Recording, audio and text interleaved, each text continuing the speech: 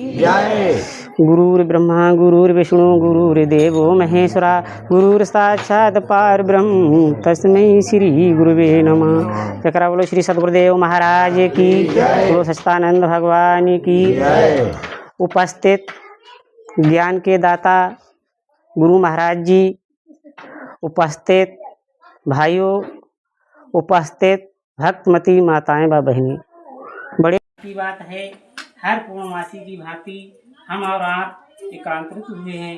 ये हमारा और आपका बहुत बड़ा सौभाग्य है। आज के दिन जिन्हें जहाँ से अपनी लगन लगी है, कोई गंगा के दरबार में, गंगा जी के स्नान के लिए, कोई गुरु के दरबार में, तो आज सभी भक्त लोग अपने अपने दरबारों में इकट्ठे हुए हैं। कहने का भाव यह है, रावण का पाठ अदा करने के लिए वो कारीगर नहीं था ठेकेदार के पास, वो चला गया किसी कारण। तो ठेकेदार ने एक कोई मोटे ताजे लाला थे, मिठाई बनाने वाले हलवाई, उन्हें ढूंढा। तो उनके पास गया कि भाई आज तो जो रावण बनता था वो भाई मेरे पास नहीं है, चला गया किसी कारण, मगर आपके लिए रावण का पाठ अदा करने में अच्छा रहेगा, आप अदा कर देना चल करके। हम आपके लिए 500 रुपए देंगे दिहाड़ी के। और कहना कितना है? इतना कहना है कि मैं लंका का राजा रावण हूँ, बस इतना ही कहना है। सद्गुरुदेव भगवान की जय। 500 रुपए दे देंगे। वो ठेकेदार ने उन्हें सिखाया है बात, ठीक है। वो रावण बन करके गद्दी पर बैठ गए। जब हनुमान जी ले गधा पहुंचे, उन्होंने गधा पटका रावण के सामने। तब हनुमान जी ने कहा तुम कौन हो? तब वो डरा गए। तो बोले अरे मैं तो लल्लू राम हलवाई हूँ। प्रेमी सज्जनों, अंत में बात हमारे लिए वो ही याद आएगी जो हम रटते रहेंगे, जिस भाव में चलते रहेंगे। किसी को आज गंगा की लगी है तो वो गंगा स्नान जा रहे हैं, जिन्हें गुरु दरबार की लगी है वो गुरु दरबार में आ रहे हैं। तो जैसे एक भैया थे, बुजुर्ग हो गए थे। अब किसी को अपनी लड़की से किसी को प्रेम होता है, किसी को अपने लड़के से प्रेम होता है, किसी का अपनी बहू से प्रेम होता है। जिससे प्रेम होता है अंत में वही चीज याद आती है। वो बुजुर्ग थे, प्राण निकलने वाले थे, मृत शैया पर लेटे हुए थे। उन्हें अपने लड़का से प्रेम था, जिस लड़के का नाम था नारायण। तो जब प्राण निकलने थे तब वो नारायण नारायण चिल्ला रहे थे, अपने लड़का को बुला रहे थे। ऐसे एक बूढ़ी माँ हमारे गांव थी, वो मरने वाली थी, तो वो किन्हें याद करे, भैया भैया भैया भैया। एक बूढ़ी माँ दूसरे गांव थी, वहाँ खोया घोटने जाते थे, वहाँ काम करते थे। वे बड़ी बूढ़ी चिल्लाती थी लला लला लला। तो हमें उनका तरस लगा। हमने कही भैया इनके लल्ला को बुलाए दे, जो बेरी बेरी बुलाती। कह लल्ला बे ऐसे ही करती रहती दिन भर। तो क्या अपनी लगन तो थी, उन्हें अपने लल्ला से थी, उन्हें अपने भैया से थी, तो भैया भैया चिल्लाती थी। तो उन्हें अपने लड़का नारायण से लगन थी। तो अंत समय में वो नारायण को बुला रहे थे, नारायण नारायण। उनके वहीं पर प्राण निकल गए थे।